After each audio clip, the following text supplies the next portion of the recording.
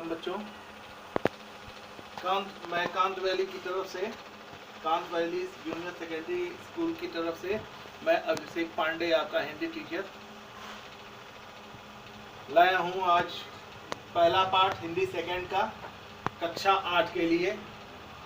आज पहला दिन है और पहला पाठ है भाषा, लिपि एवं व्याकरण।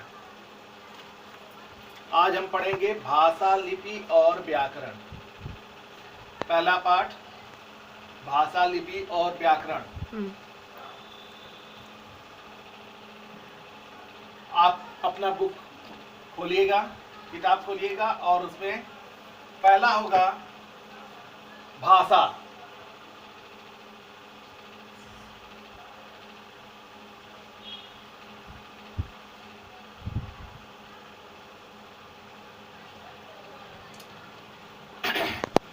भाषा किसे कहते हैं? सर हम ये सुनेंगे, भाषा किसे कहते हैं।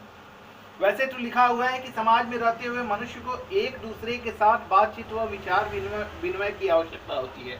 बातचीत करना और उनके दूसरे की बातों को सुनना, बातों का आदान प्रदान ही भाषा कहलाता है। बातचीत करने के माध्यम को ही भाषा कहते हैं। जैसे भाव और विचारों, अपने भाव और विचारों के आदान प्रदान के माध्यम को हम भाषा कहते हैं।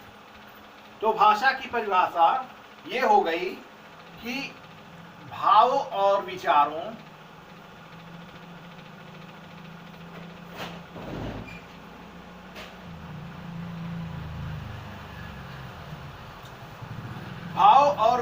के आदान प्रदान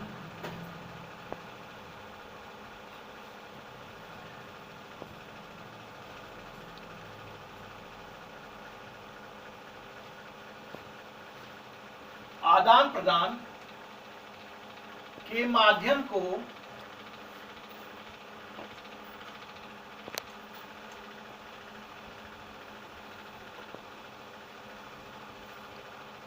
भाषा कहते हैं।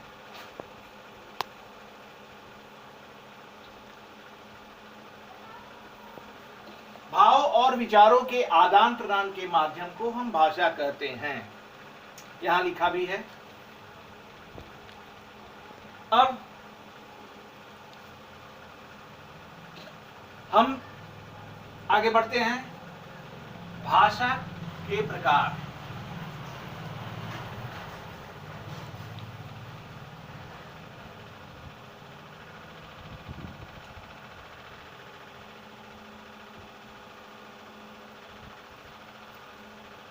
वैसे तो ये पाठ आप पिछली कक्षा में पढ़ चुके होंगे, लेकिन ये विस्तृत पढ़ने की आवश्यकता है, विस्तार से अध्ययन करने की आवश्यकता है। तो भाषा के प्रकार, मुख्य रूप से भाषा 3 प्रकार की होती है।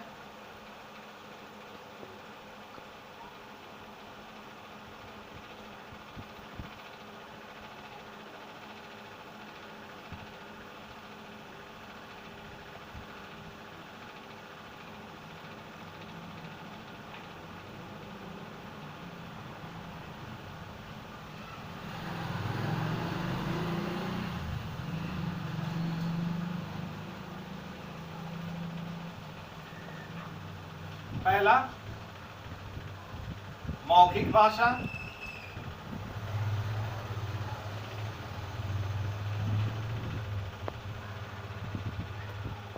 दूसरा लिखित भाषा,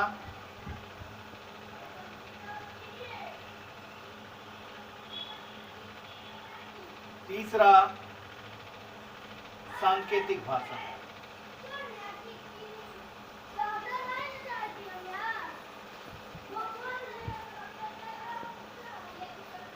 भाषा 3 प्रकार की होती है। पहला मौखिक भाषा, दूसरा लिखित भाषा और तीसरा सांकेतिक भाषा। अब हम पहले की परिभाषा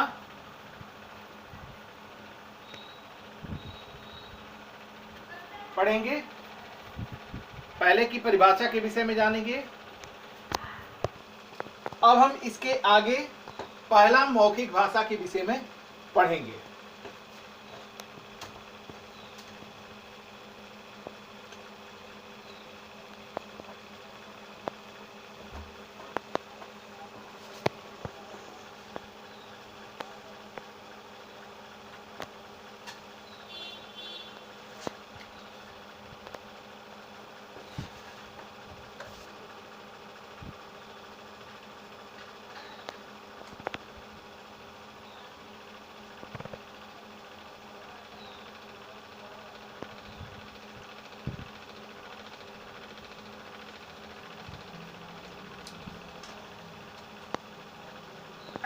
इसकी परिभाषा यह है कि जब हम अपने भाव और विचारों को दूसरों के सामने मुख के द्वारा बोलकर प्रकट करते हैं तो उसे मौखिक भाषा कहते हैं।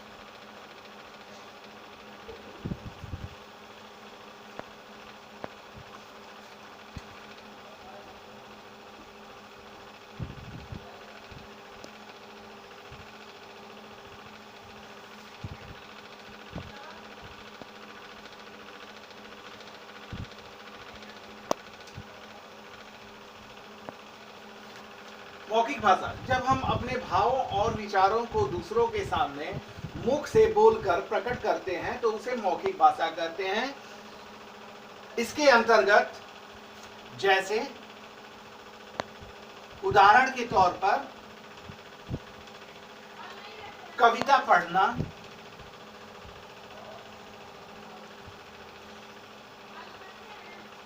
कविता कहना या पढ़ना, कहानी कहना,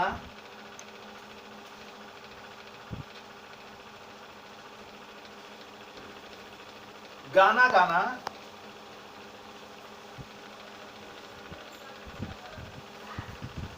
आदि।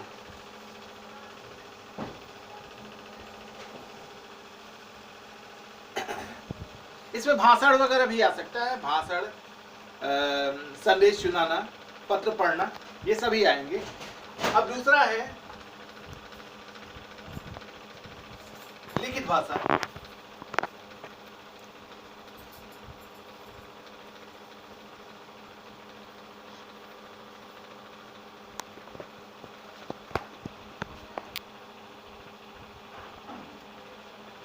लिखित भाषा ये वो है जब हम अपने भाव और विचारों को दूसरों के सामने लिखकर प्रकट करते हैं तो उसे लिखित भाषा कहते हैं।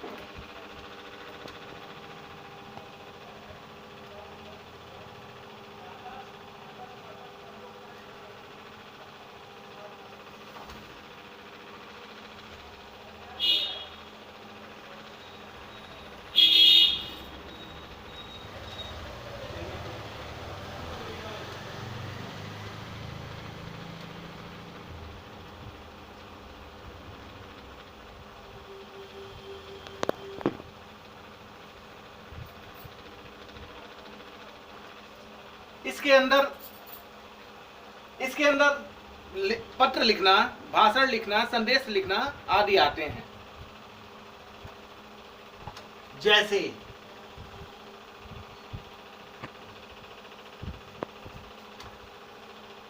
पत्र लेखन, पत्र लिखना,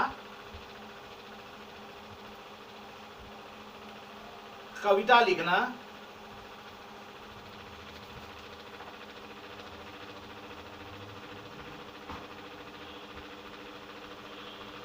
भाषण लिखना,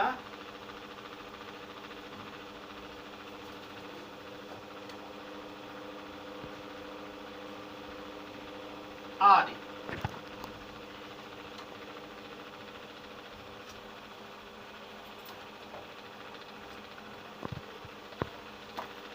इसके अंतर्गत पत्र लेखन, कविता लेखन या भाषण लेखन आते हैं। ये मौखिक भाषा हुई और लिखित भाषा। इसके बाद आता है सांकेतिक भाषा। तो ये मौखिक भाषा और लिखित भाषा हुई, उसके बाद हम सांकेतिक भाषा के विषय में पढ़ते हैं।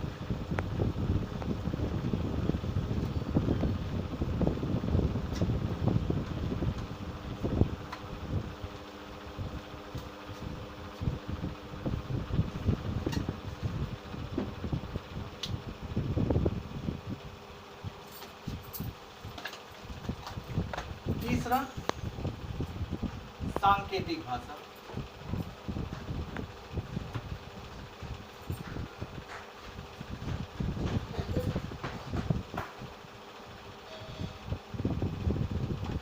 एक बात का ध्यान रखना आवश्यक है कि ये भाषा आपके पुस्तक में नहीं है, लेकिन ये इस भाषा का भी प्रयोग होता है।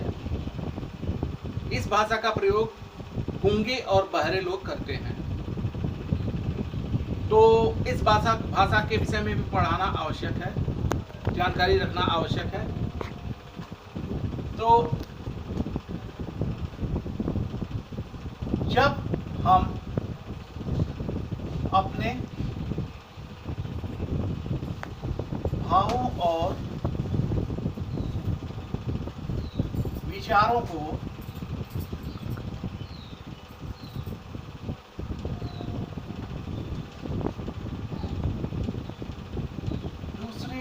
दूसरों के सामने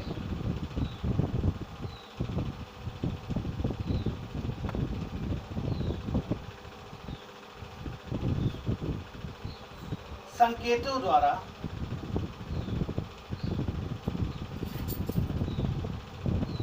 प्रकट करते हैं,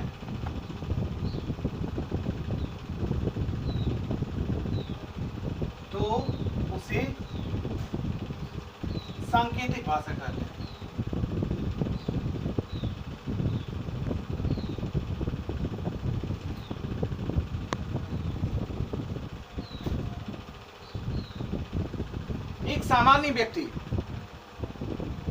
एक सामान्य व्यक्ति कभी भी सांकेतिक भाषा का प्रयोग नहीं कर सकता। इसको प्रायः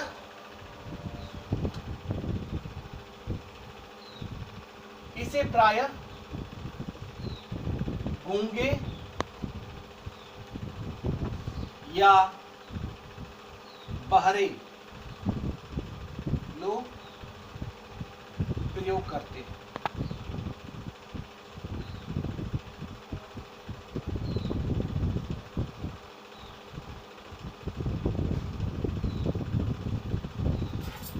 इसमें कोई उदाहरण नहीं है। उदाहरण यही है कि इसे प्रायः गूंगे और बहरे लोग प्रयोग करते हैं।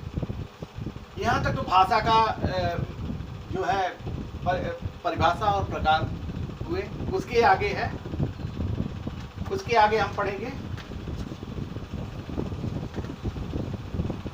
संसार में अनेक प्रकार की भाषाएं बोली जाती हैं। ये आप भी जानते हैं, हम भी जानते हैं। हमारे भारतवर्ष में अनेक भाषाएं हैं, जैसे असमिया है, उर्दू है, कश्मीरी, गुजराती, तमिल, नेपाली, बांग्ला, मणिपुरी, मैथिली, संस्कृत, हिंदी, उड़िया, कन्नड़, कोंकणी, डोंगरी, तेलुगु, पंजाबी, बोडो, मराठी, संथाली, सिंधी, मलयालम आदि भाषाएं बोली जाती हैं। इन भाषाओं के अलावा हमारी एक मातृभाषा होती है।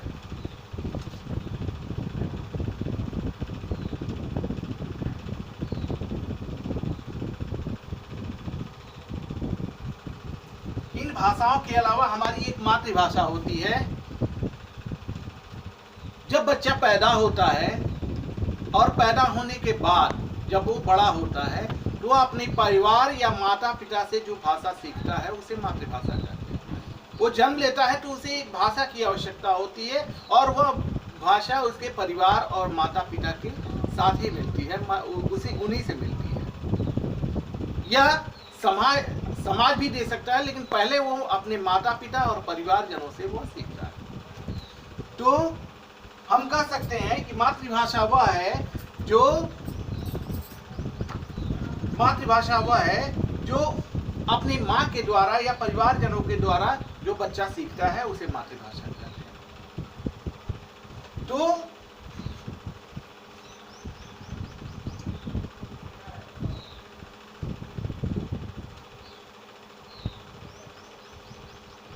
माता या परिवार जनों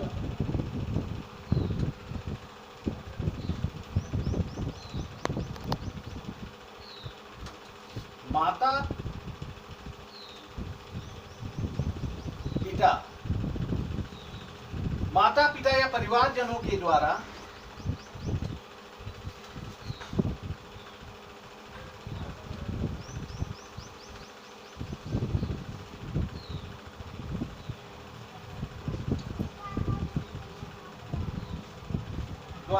एक बच्चा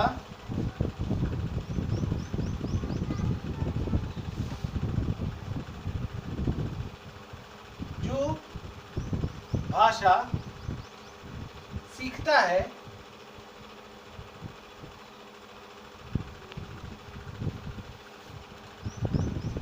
वह उसकी मातृभाषा कहलाती है।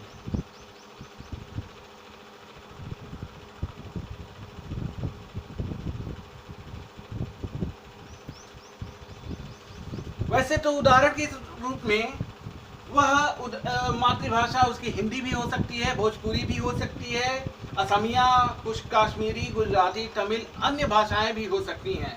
तो यहाँ उदाहरण स्वरूप हम कुछ नहीं लिख रहे हैं, लेकिन माता पिता और परिवारजनों के द्वारा वो एक बच्चा जो भाषा सीखता है वह उसकी मातृभाषा कहलाती है, यानी परिवार के द्वारा या माता के द्वारा जो सिखाई हुई भाषा होती है वह उसकी मातृभाषा होती है।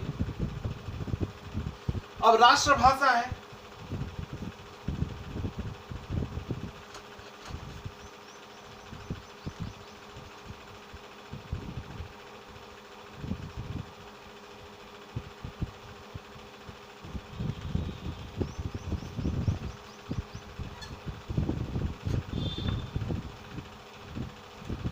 तो राष्ट्रभाषा वह है कि किसी भी देश के लोग भले ही अपनी अपने अलग भाषा में बोलते हो, किंतु देश में कोई एक ऐसी भाषा अवश्य विकसित होती है जो देश के सभी भागों में बोली जाती है, जिसे उस देश की राष्ट्रभाषा कही जाती है। यानी एक देश में समस्त जगहों में एक ही साथ बोले जाने वाली भाषा उस देश की राष्ट्रभाषा कहलाती है।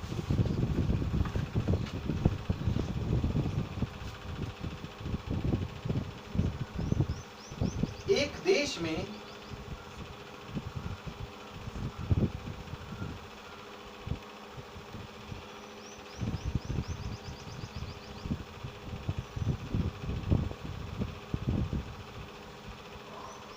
सभी जगहों पर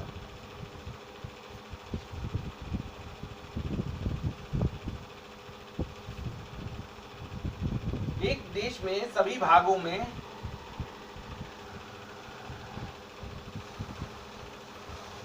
बोली या समझी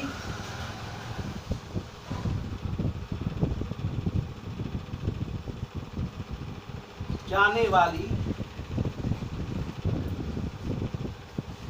समझी जाने वाली भाषा को उस देश की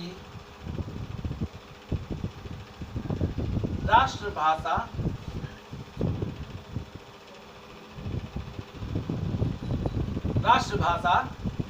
कहते हैं।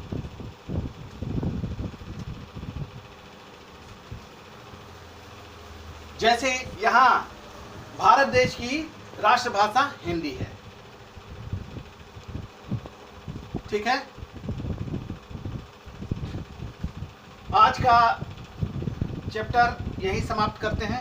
कल दूसरे दिन इस पाठ को पूरा करेंगे। आज यहीं तक पढ़ाते हैं, यहाँ तक आपको समझ में आ गया। कल दूसरे दिन इस पाठ को हम पूरा करेंगे। ये सभी आप फेयर कॉपी में ही करेंगे। ओके।